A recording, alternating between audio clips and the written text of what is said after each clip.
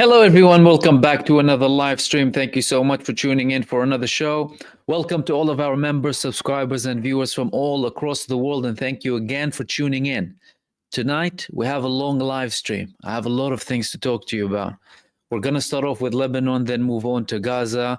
We're going to also visit Yemen and talk about Iran and interesting developments that are happening. But the main topic is Lebanon. I mean, Hizbullah told Israel several weeks back, when the arrogant genocidal entity started to increase its crimes in Lebanon, that we will turn Haifa into Kiryat Shmone. Kiryat Shmone is one of the biggest squatting bases, establishments in the north that are described as a settlement. And Hizbullah, they destroyed like 80% of the place. Most of the residents are not there. The army uses it as a base. Basically, they use certain houses there. And Hezbollah warned Israel. They told them, we will turn Haifa into Kiryat Shmone. But the problem is Haifa is not Kiryat Shmone. I mean, Haifa is the main hub in the north, the biggest city in the north, the economic gate because of the Haifa port, factories, important military bases, military industrial complex, and now they're turning it into Kiryat Shmone. Record numbers of missiles yesterday and today on Haifa, over 100 of missiles on Haifa. Now, people need to understand something. The levels and types of missiles that are landing on Haifa are not the same type that they're throwing on the areas next to the borders. Well, some of them are big, but the majority of them. You're talking about Katyusha missiles next to the Lebanese borders generally, although they use, of course, bigger missiles that can have up to a half-a-ton warhead, some of them, like the Burkan. But Haifa, you're talking about long range. Okay, long range missiles and heavy warheads as well. And how are they able to attack Haifa so much? Israel is sending all of these forces to Lebanon. They declared we want to dismantle Hezbollah before, killing the top figures in Hezbollah. But this organization is still operational. What's happening? Some people are preparing for the day after now. They're preparing in Lebanon for the day after Hezbollah. And the era of the greater Israel to begin. But that's not happening. That isn't happening. Do you know what's happening? What's happening is we have a report coming from Channel 12 today in Israel saying that Benjamin Netanyahu is saying that now it's time to end the war in Lebanon, and there is nothing that we can achieve at the size of or more than the assassination of Nasrallah, the assassination of Sayyid Hassan Nasrallah. There's nothing bigger that we can accomplish. You have the 5 divisions on the borders with Lebanon. What happened?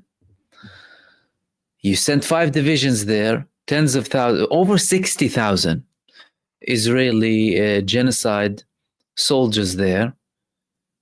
What are they doing? I'll tell you what they're doing. Hezbollah are sending the genocide soldiers back as rotten bodies, chopped to pieces, back to the genocide state.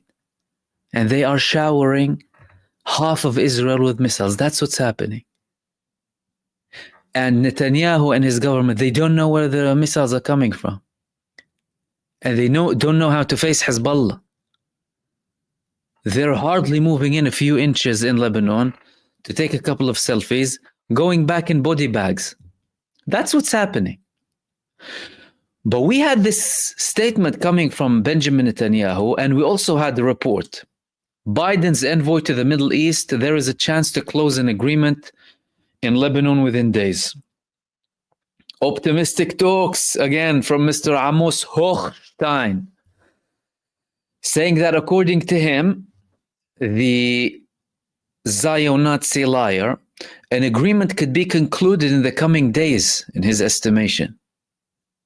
It's putting in the work. Hezbollah is not in a position to continue the war. Oh, of course they have to sell it out as something, you know. Yisrael Katz, the new genocide war minister, yesterday said we achieved victory over Hezbollah. We defeated them. And now Hochstein is saying Hezbollah is not in a position to continue the war. No, of course they're not in a position to continue the war.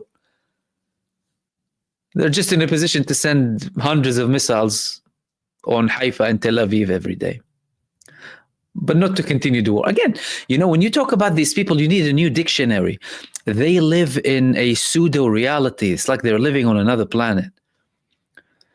They're so fixated on twisting things because this is how they establish themselves, that they are still trying to twist reality. What do you mean? What do you mean they're unable to continue the war? They are smacking your genocide troops day after day, giving them a whip after a whip. They're putting their faces in the mud. And the genocide entity is now reaching a stage, like Sheikh Naim Qasim, the new Hizbullah Secretary General, told them, where they will be begging for a ceasefire. And they can act as if they, however they want to act, you know. All of this is a show. But again, according to that report, and after the same channel reported that Netanyahu saying now it's time to end the war because there's nothing bigger to accomplish than the killing of Sayyid Hassan Nasrallah. When are they saying that? That's the important bit. Of course, you won't see that on mainstream media, but when are they saying that? They're saying that after this. Again, same thing. Hezbollah, the Islamic resistance, targets Tal Nof airbase south of Tel Aviv and the enemy sites and gatherings. Do you know what's Tal Nof? Southern Tel Aviv. Almost 200 kilometers from Lebanon. Hezbollah, as if it's peanuts, going out launching missiles, destroying another genocide base. And they said the Islamic resistance continues to target enemy gatherings in the settlements within the framework of the Battle of the Brave, in support of our steadfast Palestinian people in the Gaza Strip and in support of their valiant and honorable resistance, and in defense of Lebanon and its people.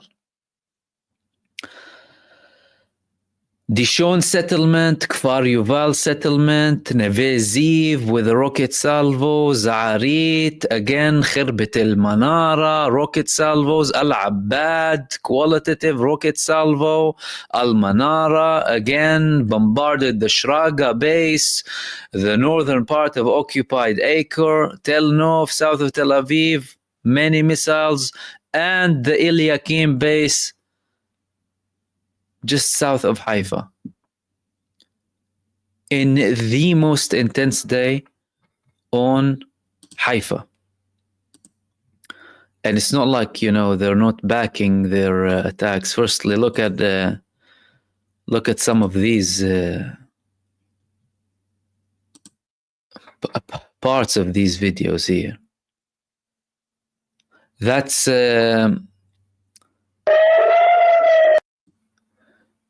in Hochstein's words, that's Hezbollah not being able to continue to fight. And this is their ballistic missile, Fateh 110, that they launched on Tel Nof. And here you see the landings there. Central Israel. And that's called the Geno run, a genocide run.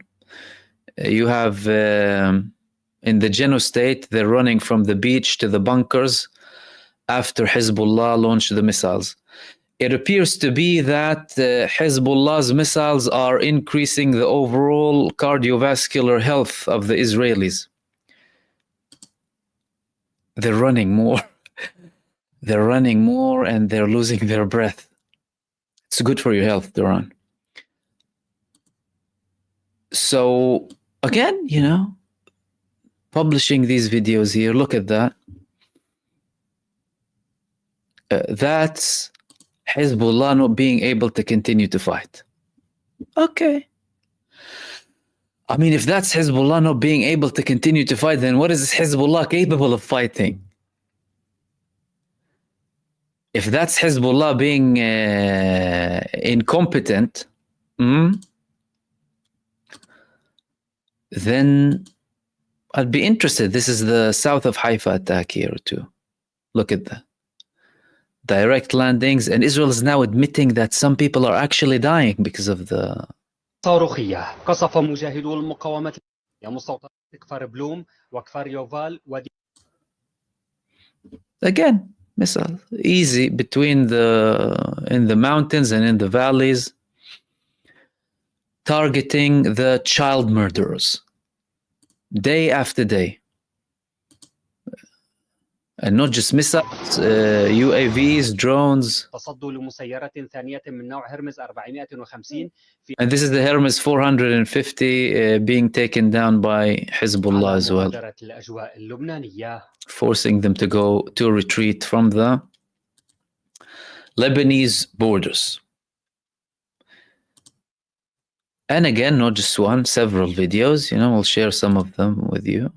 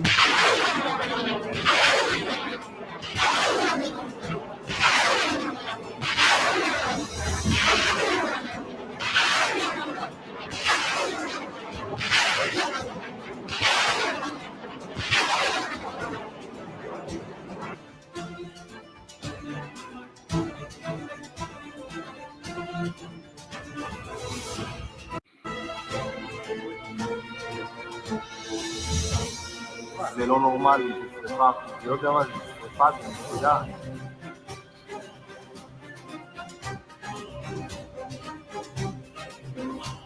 ב-MV שלה. תראו פה, מזדות, הכל. הנה הבית, זה הבית שלה.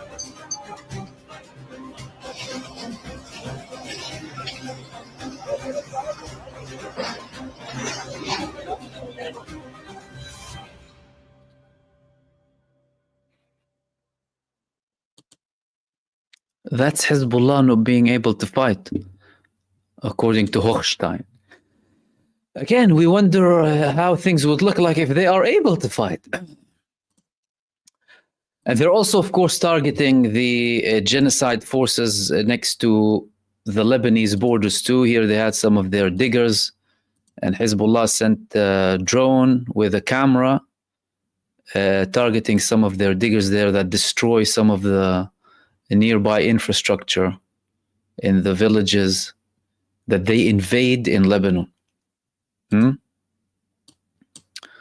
Okay, the video decided to freeze this one. Anyway, you get the idea. Hezbollah are destroying Israel. They're destroying the genocide forces. And they're increasing their missile launches on Israel. They are actually turning Haifa into a Kiryat Shimone, ghost city, they're calling it. I mean, back in 2006, it was a ghost city. Now it's probably a haunted city. Soon it's going to be, if they continue down this path. And that's why the cowards are lying. That's why Netanyahu, now we need to finish the war because there is no accomplishment bigger than Nasrallah. Well, you killed Nasrallah before. Why don't you take that as the win and end it from then? Because you were greedy and you thought with your delusions that you're going to have some sort of progress against Hezbollah. You got a kick. So you thought, okay, we're gonna invade now. We're about to invade. Didn't happen. Why? Because they're giving you a beating. Your genocide soldiers are going back in body bags. and you also don't have enough people to fight. And that didn't just end, by the way, with Lebanon. Today we had attacks in Jabalia too. Jabalia. Miracles are happening in this place. I mean, there's no other way to describe it. This place has been hit so bad by Israel, by the GENOSTATE, destroying buildings with people inside them, destroying hospitals, destroying infrastructure, targeting refugee shelters, targeting children in schools seeking shelter, targeting people when they're fleeing, imposing a campaign of starvation. There's famine, whatever you can imagine. But people are still resisting them. Today we had 10 operations from the Palestinian resistance in Jabalia and in Gaza altogether, but in Jabalia it was intense, in particular from Al-Qassam brigades against the genocide forces. They targeted 3 Merkava tanks with a Yasin 105, one after the other. And there was a 60-year-old man fighting with them. It reminded me of the late martyr Yahya Sinwar. He was 62, fighting until his last breath. Again, they've been there for over a year. Every war crime under the sun. I mean, sinking to the lowest low of humanity. I mean, Satan is ashamed. Satan is like closing his eyes. And they're still getting a beating. And by the way, it's mind-boggling that there are still some people in the north. They refuse to leave. They were like, we'll die here. Okay? So that's happening in Gaza, in Gaza. Not just Lebanon, Gaza too. Although they are facing such a massive campaign of starvation. Which leads us to the next subject. Ansarullah. Ansarullah in Yemen launched a hypersonic missile yesterday, and Israel is investigating if it was coordinated with Hizbullah. They're worried now. They're being ultra paranoid. But it didn't just end there. It didn't just end there. And they are also targeting the genocide coalition in the Red Sea. The American and British forces going to the Red Sea, trying to take down the Yemeni embargo on a genocidal entity, something that these two countries should be doing themselves. They're going there shamelessly trying to target Ansarullah, and they're not successful. They're not successful. And we had this report from Ansarullah. Armed forces target 2 battleships and the U.S. aircraft carrier Abraham, in reference to Abraham Lincoln. Ansarullah targeting destroyers and the U.S. aircraft carrier. The Yemeni Air Forces, armed forces announced on Tuesday the implementation of 2 qualitative military operations, the first targeting the American aircraft carrier Abraham and the second targeting 2 American destroyers with missiles and drones. The armed forces confirmed in a statement that in the context of responding to the American-British aggression against our country and continuing the support for the Palestinian Lebanese people, the missile force and the drone air force in the Yemeni armed forces carried out, with the help of God Almighty, 2 qualitative military operations. The first targeted the American aircraft carrier Abraham, located in the Arabian Sea, with a number of winged missiles and drones, while the American enemy was preparing to carry out hostile operations targeting our country. They said the operation was successful and achieved its goals, thanks to God, according to the report, and that the air attack operation that the American enemy was preparing for against the country was foiled. So according to them, the American forces in the region, they tried to carry out an operation and they targeted them. And they added that they targeted the destroyers as well. The Yemeni armed forces held the American and British enemies responsible for turning the Red Sea region into a zone of a military tension and its repercussions on maritime navigation.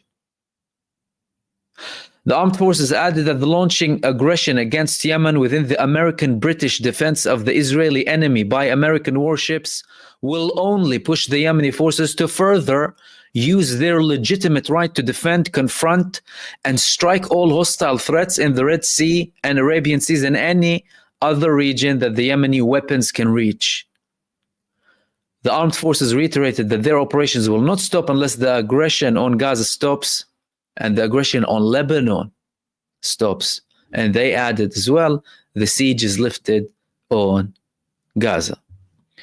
So, Yemen is still very keen on helping the Palestinian people and punishing the genocidal entity when the United States and Britain are shamelessly trying to attack Yemen for imposing this legit embargo on a country committing war crimes. The ICJ told you they are committing a genocide. The top legal body in the world says Israel is committing a genocide. But some people in where the West are struggling, oh, is this a genocide? I'm not sure, And they're shamelessly trying to attack Yemen for imposing a legit blockade against a country committing a genocide in accordance to international law. But this is another example of how every single law under the sun is paused when it comes to the genocide entity. But Yemen is not stopping. And again, the pathetic coalition of America and Britain in the Red Sea has been a miserable failure, wasting money for no reason, spending taxpayers' money shamelessly to support a genocidal entity. How depraved and ugly is that? And Yemen is still standing up against them. And what's the next step? What, go down on a ground operation in Yemen? You're not going to do anything. You're going to face worse resistance than what you faced in Afghanistan if they try and go to Yemen. That's the second thing that I want to talk to you about. Then we had an attack on an American base in Syria, the Conoco base. We had very intense attacks in the past couple of days. The Conoco base in Syria attacked. It's not the first time they've attacked it. The United States withdrew from one base in Syria before. It appears to be that there's some sort of negotiations going on in the background without sharing too many things. Because Turkey is having these negotiations with Syria, Iran is getting in the picture, Russia is of course involved, and there's probably some sort of understanding happening. Again, understanding not by just talking, but by force as well, from Syria. And we have more coordination. We have reports that Iran and Syria are coordinating their efforts again against any potential aggression coming in the region. And the final thing that I wanted to share with you is one of the most dangerous developments that I read today.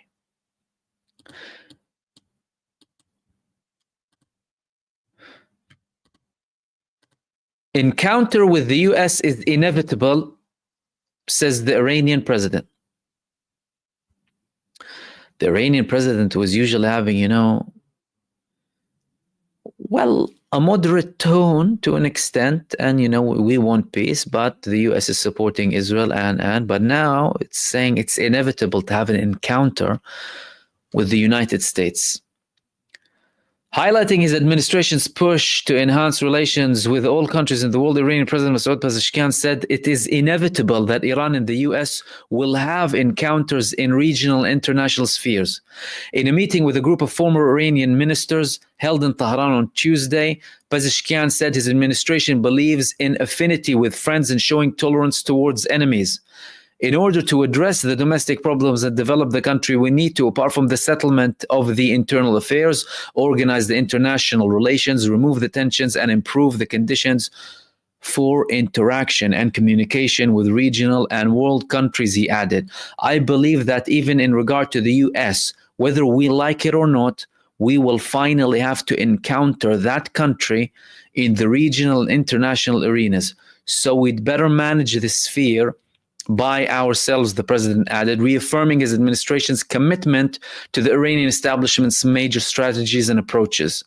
Pezeshkian noted that his administration seeks to expand relations with all countries in the world, including with European countries. Negotiations with European countries are in progress, but the Zionist regime has tried to cause disruption and complicate the matters in this course with its recent evil acts, the president added. This is new. And look, we had certain statements coming from Pezeshkian previously that, you know, the United States supports Israel.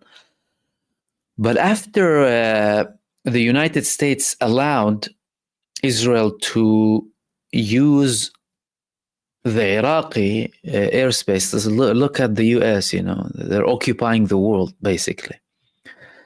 Iraqi airspace used by the American military force, certain locations there, to attack Iran. We have an escalation.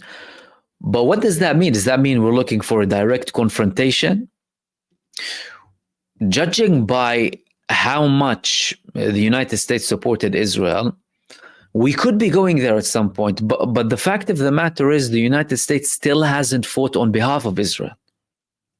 They allowed them, they helped them, they supported them financially, militarily, diplomatically, politically, but they did not fight on their behalf.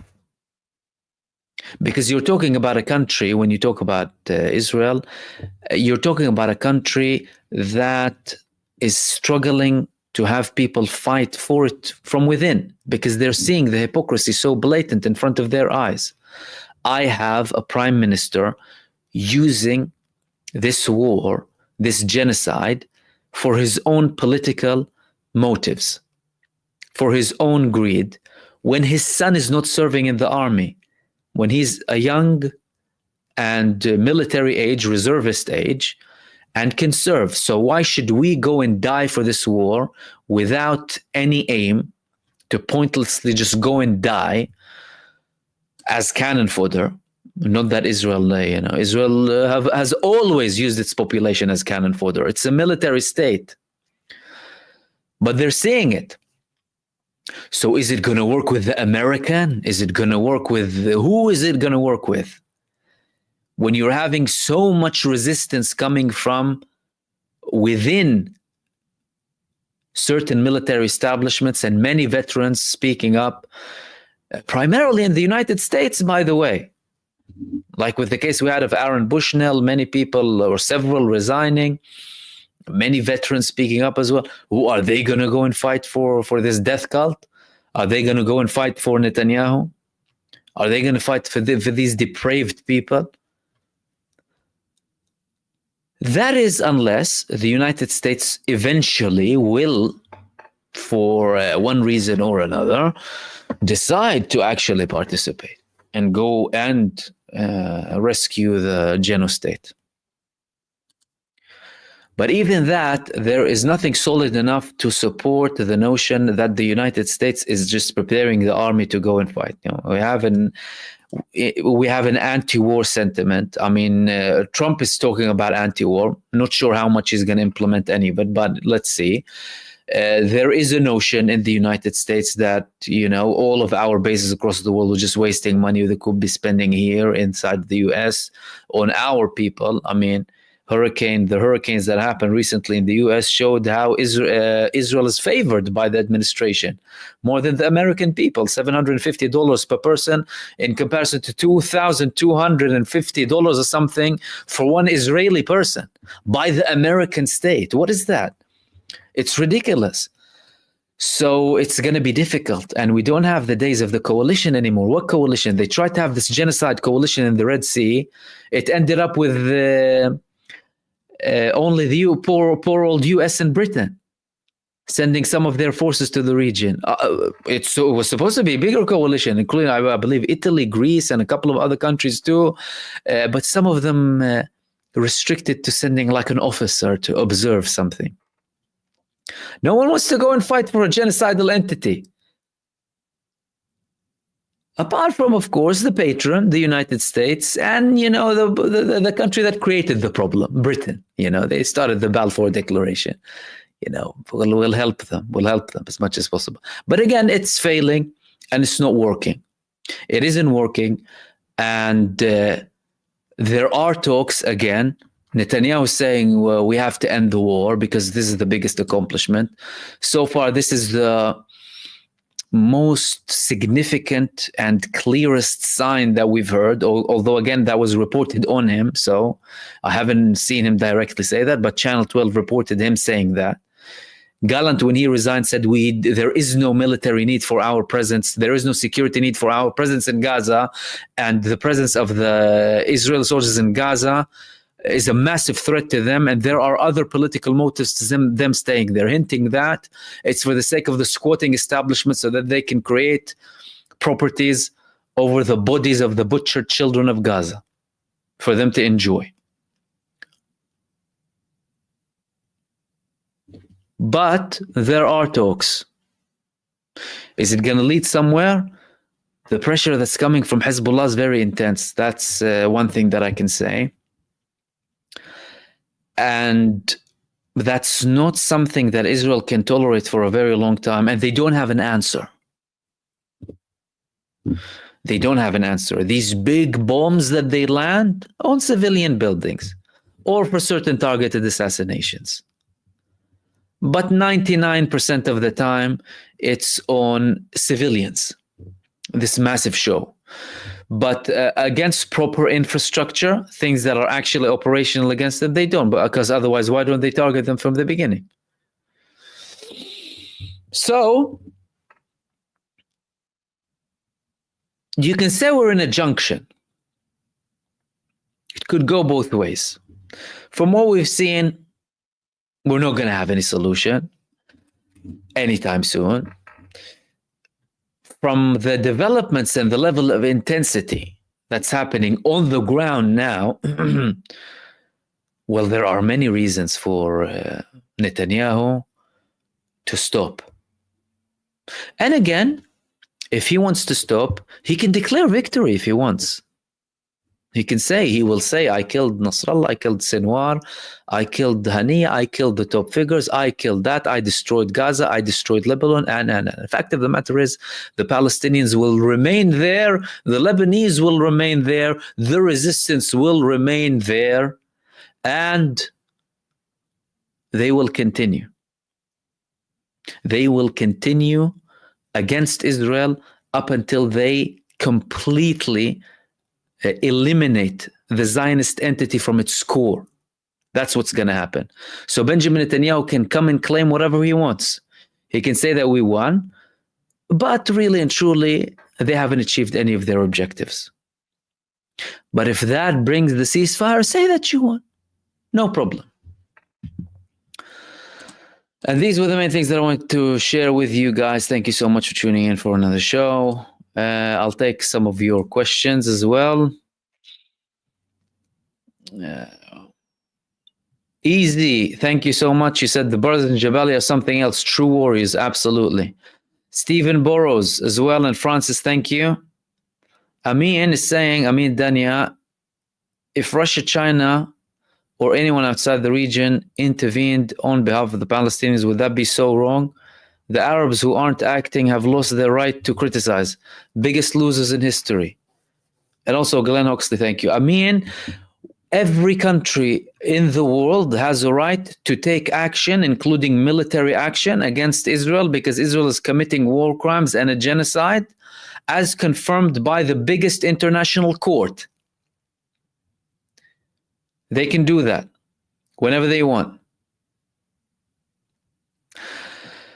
But neither China nor Russia will go and save the people of Gaza.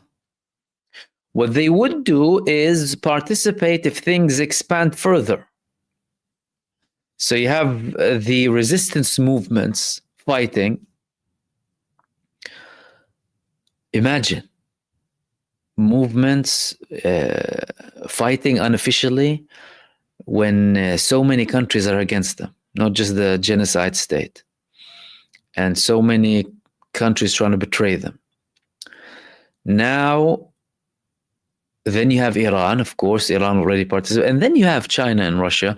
That's if something big happens that would include Iran at a mass scale war, and it would change the global equation. But we're still not there. We might get there because the government in the United States is reckless, and they have been supporting a narcissistic psychopath running a country.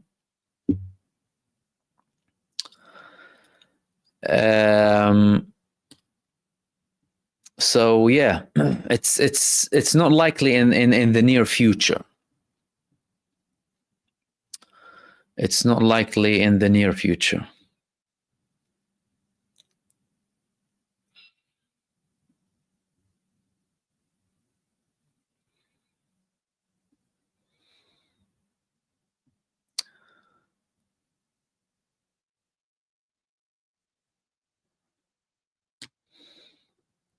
Ismail Lami, Habib Mahmoud, do you think the Arab Muslim summit will affect the conflict and will it pressure the US? What Arab summit? That's the answer to your question. What Arab summit? Come on. The Arab summit doesn't do anything. The Arab summits are nothing.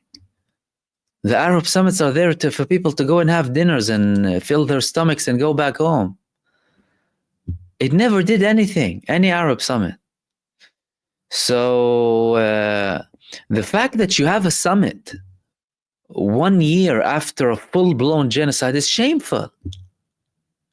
Instead of these countries gathering, using all of the pressure in their capacity, don't forget, some of them haven't even used the level of political pressure, let alone economic pressure, let alone military pressure. When you should exhaust all pressures when it comes to cases of such mass war crimes against anyone committing them.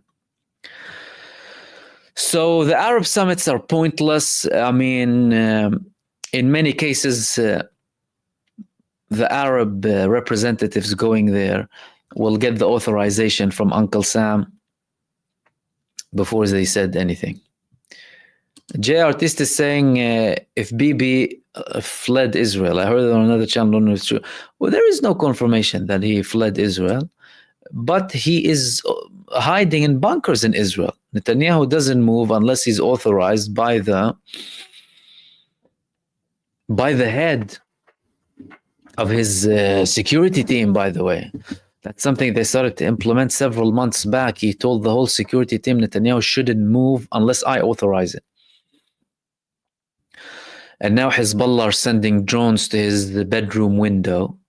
He must be hyper paranoid now. I mean, the man was shaking when Iran attacked him. Do you remember? When he was reading the script and shaking like that, Iran made a mistake. So Netanyahu is really, really scared.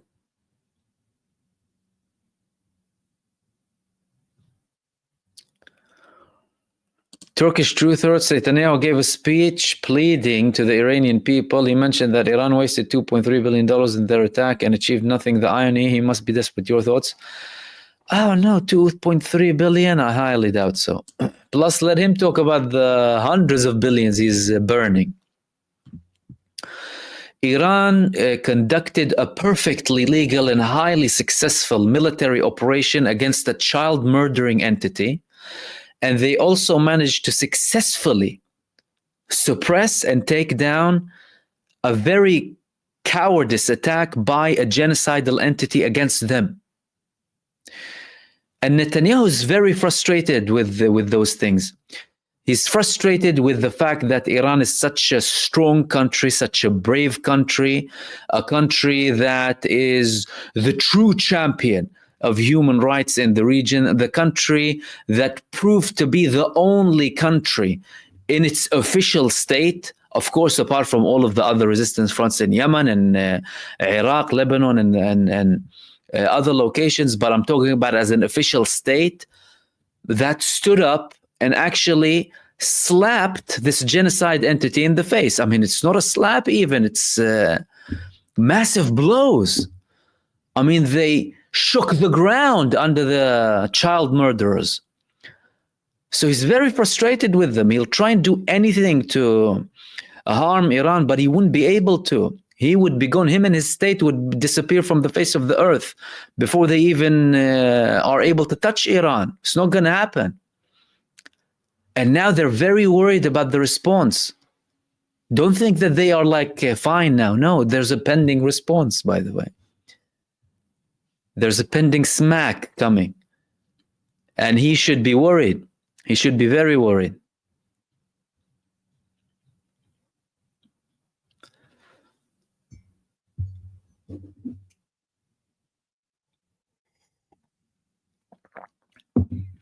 Cookie dough. How does Israel explain their further attacks if they have declared themselves winners? I can't grasp what is happening. Exactly. Neither do I, really. If they declared themselves winner, exactly what you're saying, and it's so on point, why are they continuing to fight? And if Netanyahu is saying now, there is no accomplishment bigger than killing Nasrallah, so therefore we need to stop now, then why didn't you stop when you killed him? I'll tell you what that means. That means they have a lack of strategy, a lack of vision, that they are being defeated, humiliated, and shamed. That's what's happening. And they have no real genuine plan. They're kind of just randomly acting with their arrogance. Because think about it, from the 7th of October onwards, was there any military sense or political sense to aimlessly blow up every single part of Gaza when your kidnapped Israelis could be in any single home?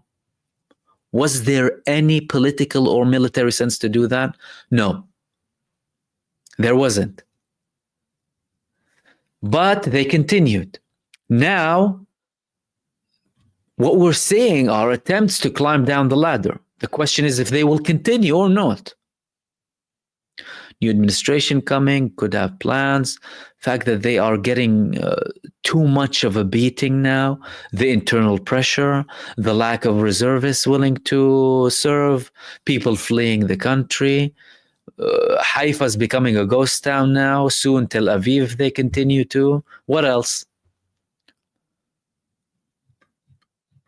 What else?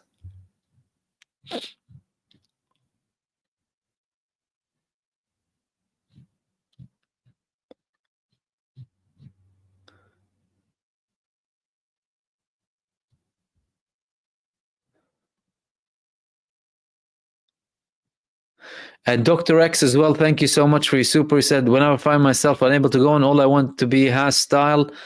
Thank you, brother, for your great work. Thank you, my friend, so much. Thank you, everyone who is also participating as well in the chat. Let's take a couple of more questions as well.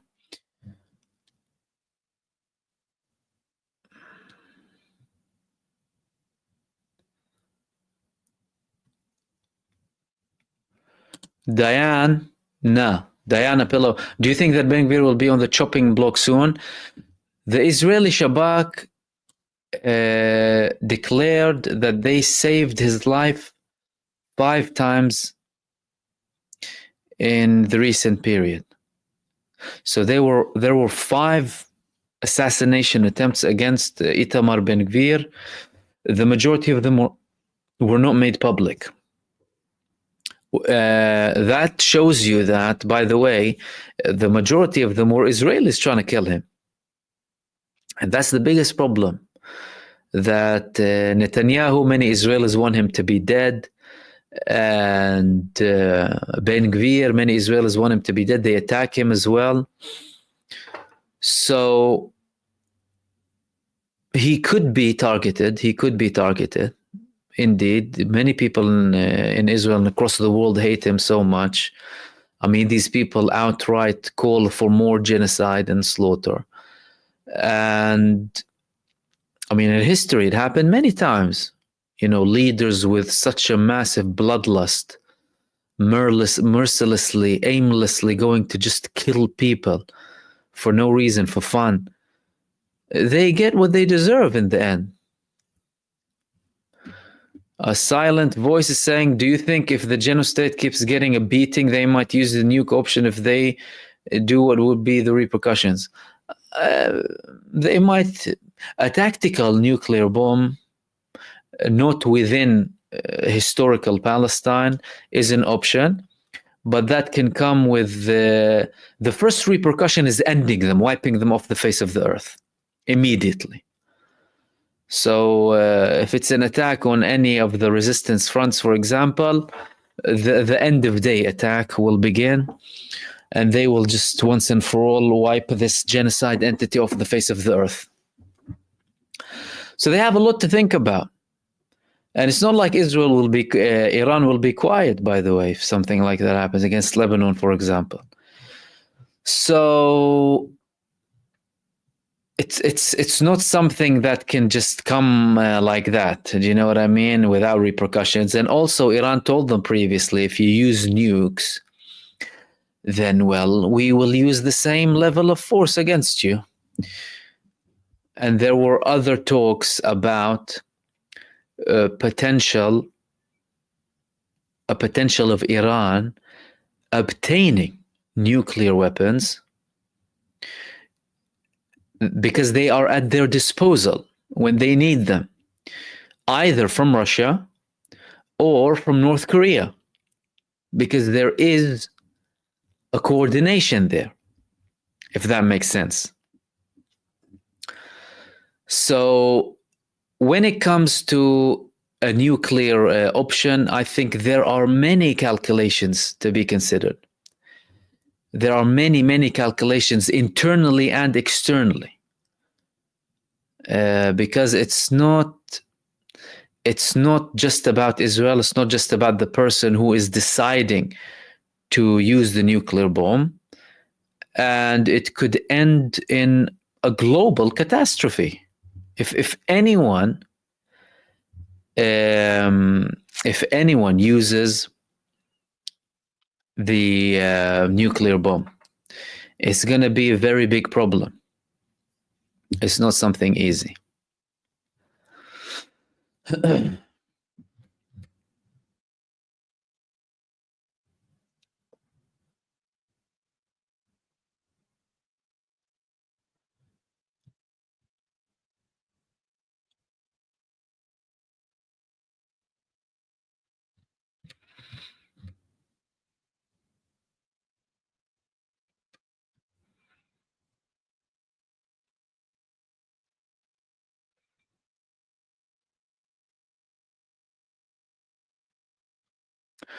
And we'll wrap it up there, guys. Easy, Irene Z, Stephen Burrows, Francis Fitzgerald, Amin Dania, Glenn Hoxley, Dr. X, thank you so much for your supers. Everyone, thank you so much for your participation. For another live stream, I'll hopefully be with you with a video after this, and we'll have a repeat again tomorrow. Thank you for all of your participation, and of course, as usual, apologies I didn't reach all of your comments due to the time limit. In the meantime, stay blessed, everyone. Take care, and I will see you soon in the next video. Peace, everyone. Take care.